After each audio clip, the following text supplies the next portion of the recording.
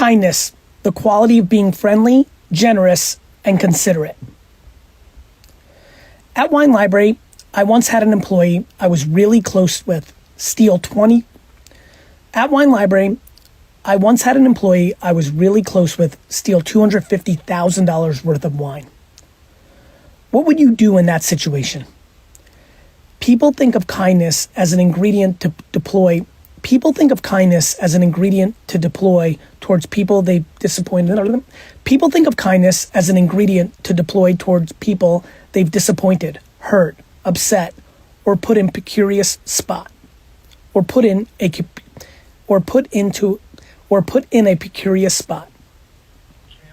Thank you. Or put in a precarious spot. For me, it's about being kind to those who've put me in a difficult position. I've been kindest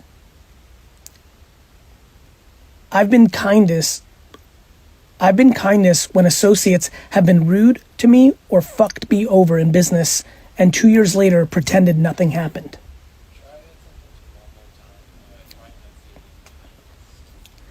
I've been kindest when associates have been rude to me or fucked me over in business and 2 years later pretended nothing happened.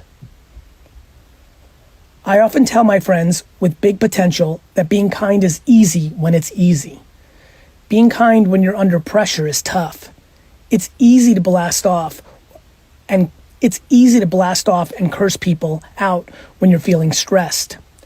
It takes internal strength to be the bigger man or woman, but it's an important trait that can be a differentiation. But it's an important trait that can differentiate you from others. On a daily basis, I rely on kindness to get me through anxious and challenging moments in business. The people closest to me have had the luxury of seeing it. But I'm sad that my aggressive communication style in front of the camera creates some confusion about my obsession with this word. You don't have the full context on anybody else. You don't have 100% insight into what's going through their mind or the events in their childhood that mold them into who they are today. So how can you judge them? By the same token, when other people judge you, how can you take that judgment to heart when they don't have all the context on you? Those who judge themselves harshly tend to judge others harshly too.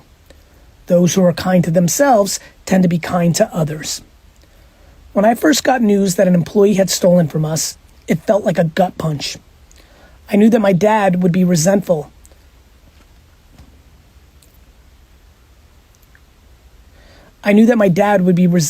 of the open, inclusive culture I created. I knew that my dad would be resentful of the open, inclusive culture I created that in his mind enabled one of our own to take advantage of us. I immediately went into protection mode.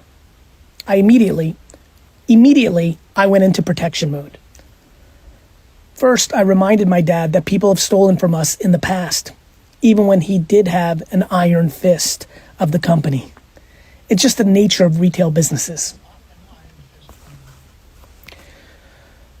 First, I reminded my dad that people have stolen from us in the past, even when he did have an iron fist over the company. It's just the nature of retail business.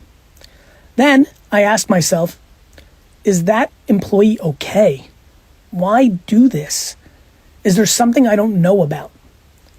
There was. The person was addicted to pain meds, desperately needed money, and stole from the company. Believe it or not, I feel a sense of gratitude and guilt in these situations.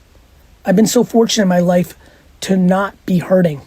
How could I not lean into empathy and kindness to find forgiveness for that individual? How could I not feel bad for them? That doesn't mean you can't hold the person accountable. People confuse the definition of kindness with the definition of pushover, a person who is easy to overcome or influence. They're not the same at all. You can be kind, be candid, and hold your ground all at the same time.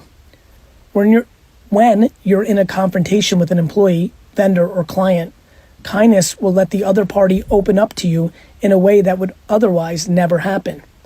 I'm passionate about practicing kindness to create a safe environment when delivering bad news or having a difficult conversation.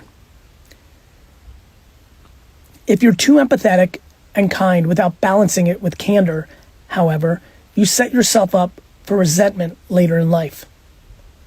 When you're optimistic about the future, you can be the bigger person when others do wrong by you. But when time starts running out, you start lashing out. If I hadn't started developing kind candor as an emotional ingredient, resentment would flourish in my old age. I'd deploy the opposite of these ingredients in my 80s and 90s. Kind candor was always challenging for me because I don't care about what most people care about. I'm not transactional. I'm an emotional giver. Therefore, I have a larger capacity to deal with resentment. But at the same time, I know I have to balance that with other ingredients.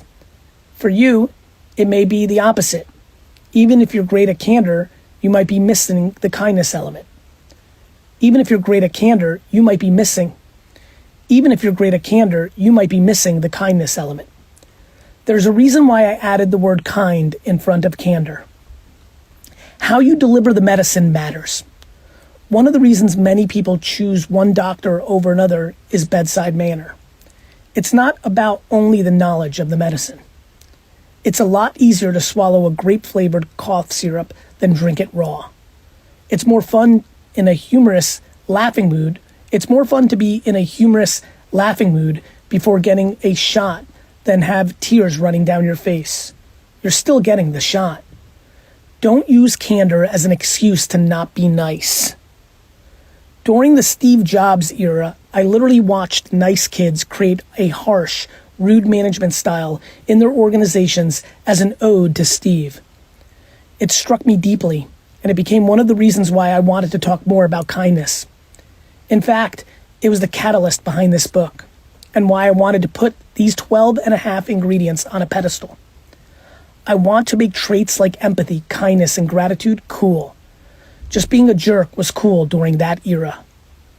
I'm not trying to have an argument about whether or not being a tough boss increases productivity and output. I'm trying to say that, at the end of the day, I believe kindness beats rudeness. I'm sure we can point to many successful organizations that had dark management styles, and I get it. Tough coaches can create successful teams. But if you look underneath the hood, there's a lot more love there than people from the outside.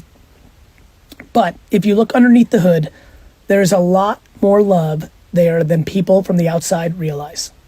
There's more context that people have internally. I don't know all the details around Steve, but I know how the youth in Silicon Valley interpreted it and how it became lore. My intuition is that he held a lot more love and good intentions than his reputation at the point suggested. Even the toughest coaches in the NBA or NFL have players who love them. Many also speak of the coach being a totally different person behind closed doors than how he or she is perceived by the media. There's a reason for that. The concept of kindness as a strength is one of those things that society really struggles with. It's just not the way the trait has been positioned. I intend to push this narrative of kindness as a strength and see what kind of impact I can have. It genuinely works.